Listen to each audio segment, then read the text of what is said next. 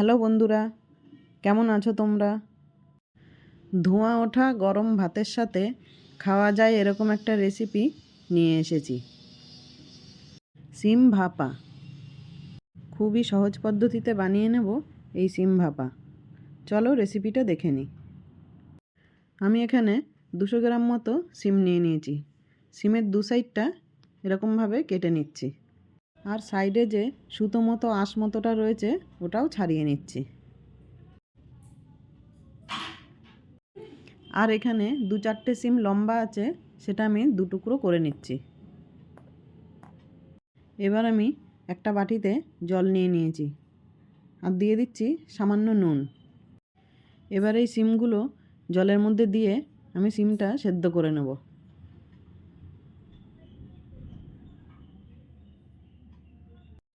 একটা ঢাকা দিয়ে আমি সিমগুলো সব সেদ্ধ করে নিচ্ছি। কিছুক্ষণ পর ঢাকা খুলে দেখে নিচ্ছি। সিমগুলো আমি পুরোপুরি সেদ্ধ করব না, সামান্য সেদ্ধ হলেই আমি নামিয়ে নেব। এবার মশলার জন্য নিয়ে নিচ্ছি 1 চামচ সাদা সর্ষে আর 1 চামচ কালো সর্ষে, আর নিয়ে নিচ্ছি 1 চামচ পোস্ত,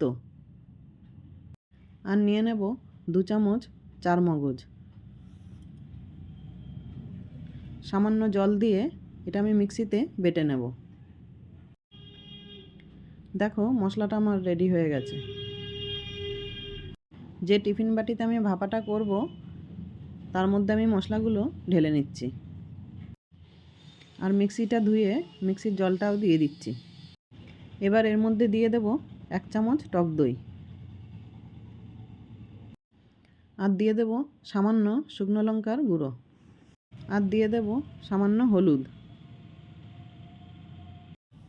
আর দিয়ে দেব স্বাদমতো নুন। নুনটা আমি সিমটা সেদ্ধ করার সময় দিয়েছিলাম, তাই নুনটা একটু সাবধানে দিতে হবে। আর দিয়ে দেব সামান্য চিনি। চিনিটা আপনারা স্কিপ করতে পারেন। এবার এই মশলাগুলো সব মিশিয়ে নিচ্ছি।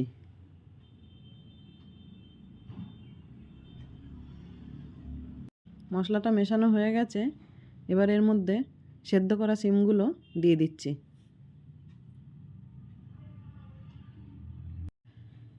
এবার একটা চামচ দিয়ে সিম আর মশলাটা ভালো করে মাখিয়ে নিচ্ছি। এবার এর মধ্যে দিয়ে দেব 2 থেকে 3টে চেরা কাঁচা লঙ্কা, আর দিয়ে দেব সর্ষের তেল। আর এই ভাপা রান্নাটা সর্ষের তেল ছাড়া অসম্পূর্ণ রয়ে যায়। এবার এই টিফিনের ঢাকাটা লাগিয়ে দিচ্ছি। এবার একটা কড়াতে সামান্য জল নিয়ে টিফিন বাটিটা জলের মধ্যে বসিয়ে দিচ্ছি। একটা ঢাকা দিয়ে 10 থেকে 15 মিনিটের জন্য রান্নাটা করে নেব। 15 মিনিট পর ঢাকা খুলে দেখে নেব। এবার এই টিফিন বাটির ঢাকাটা খুলে দেখে নিচ্ছি। দেখো বন্ধুরা কি সুন্দর কালার হয়েছে, আর সিমটা পুরোপুরি সেদ্ধও হয়ে গেছে। এবার এটাকে গরম ভাতের সাথে পরিবেশন করুন। বন্ধুরা শীতের দুপুরে রোদে বসে এই ভাপা দিয়ে গরম ভাত দিয়ে খেয়ে দেখুন। ভিডিওটা ভালো লাগলে একটা লাইক করে দেবেন, আর কমেন্ট করে জানাবেন রেসিপিটা কেমন হয়েছে।